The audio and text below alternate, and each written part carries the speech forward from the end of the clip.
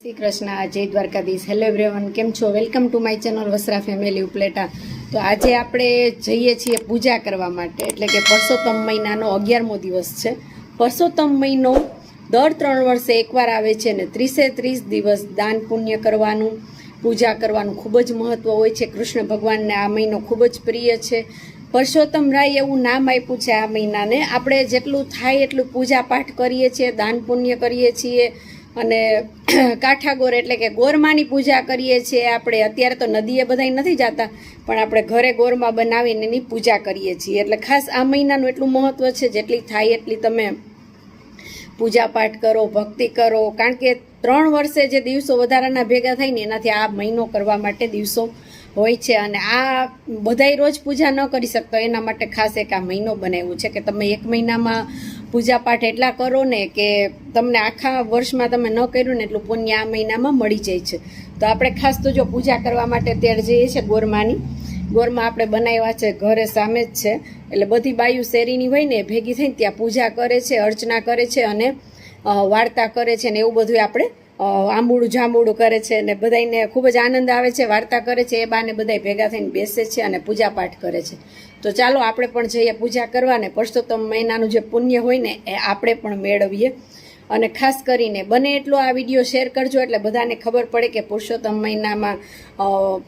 મહિનાનું શું મહત્વ હોય છે અને આ મહિનામાં પૂજા પાઠ કરવાથી શું ફાયદા થાય છે. તમે પૂજા કરીને પણ જાતે અનુભવ કરશો કે પુરુષોત્તમ મહિનામાં પૂજા કરવાથી શું પુણ્ય મળે છે. આપણે જો રસ્તા ઉપર ગાય માતાના પણ દર્શન કરી લીધા અને હવે જઈએ છીએ આપણે પૂજા કરવા માટે.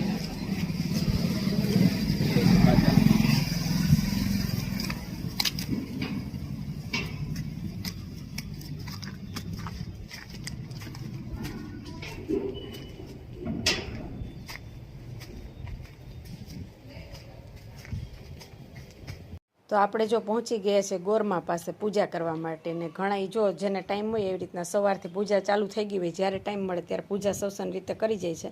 અને પછી 10 વાગે બધા ભેગા થઈને વાર્તા કરે છે અને આંબુડું જાંબુડું કરે છે. જો આવી રીતના બધી સોપારી ગોઠવી દીધી છે. અને આજે ખાસ તો 11 છે, વ્યતિપાત છે, એટલે આપણે જો કૃષ્ણ ભગવાન, બાજુમાં તુલસીનો ક્યારો છે, ગાય છે અને ગણપતિજી છે અને ભગવદ્ ગીતા છે. આજે 11 છે ને એટલે ખાસ આ બધું આપણે પૂજા કરીએ છીએ. અને આ સોપારી જો ગોઠવેલી છે, બધાની જેટલા પૂજા કરવા આવે છે ને બધાની ગોઠવેલી હોય છે, એની પણ પૂજા થાય છે. અને ફરતી બાજુ આપણે ઝવેરા વાવ્યા છે અને આ દોરા ચડાવીએ છીએ. બધાય આપણે 5 આટા 4 આટા ફરવાના હોય છે. એવી રીતના બધાય સૌની ભક્તિ પ્રમાણે પૂજા કરે છે. અને પછી 10 વાગે બધા ભેગા થઈ અને વાર્તા કરે છે, વાર્તા વાંચે છે. જે દિવસ હોય એ દિવસની 30 દિવસની વાર્તા હોય છે. અને આપણે અહીંયા જો સામે જ ગોરમાં છે, એટલે આપણા કાકાની ઘર જ છે, ગોરમાં રાખ્યા છે. ત્યાં આ બધા પૂજા કરવા આવે છે. શેરીની બાયુ બધી ભેગી થઈ છે અને પૂજા અર્ચના કરે છે. અને આખો મહિનો આપણે આ પૂજા પાઠ કરવાથી ખૂબ જ પુણ્ય મળે છે. આપણે વાર્તા કરીએ છીએ, મંદિરે જઈએ છીએ, દાન પુણ્ય કરીએ છીએ. પુરુષોત્તમ માસમાં ખાસ મહત્વ છે. બધાને ખબર જ હોય છે કે પુરુષોત્તમ માસમાં શું મહત્વ હોય છે પૂજા પાઠ અને દાન પુણ્યનું. તો આપણે પણ પૂજા કરીએ.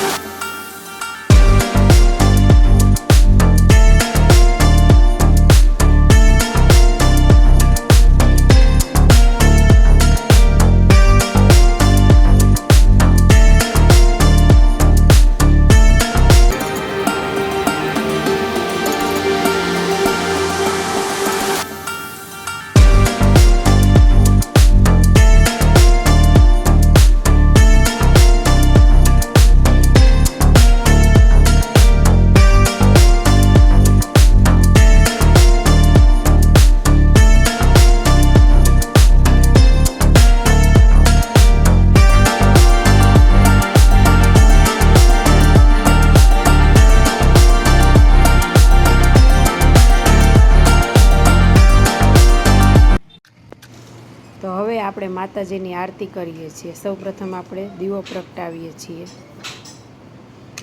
દીવો પ્રગટી જાય એટલે આપણે ભક્તિભાવથી આરતી કરીએ છીએ.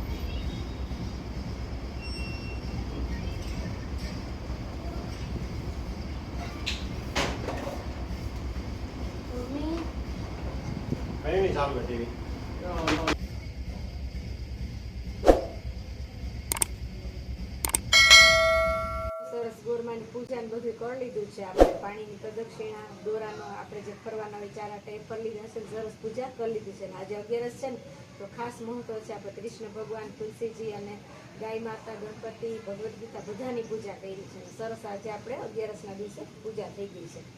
તો ગોરમાની પૂજા તમે કેવી રીતના કરો છો એ પણ અમને કમેન્ટ કરીને કહેજો. અને અમારા આ વિડીયોને લાઇક કરજો, શેર કરજો, કમેન્ટ કરજો. અને અમારી ચેનલ પર જો તમે નવા હોય ને તમારી ચેનલને સબસ્ક્રાઈબ કરજો. જય શ્રી કૃષ્ણ.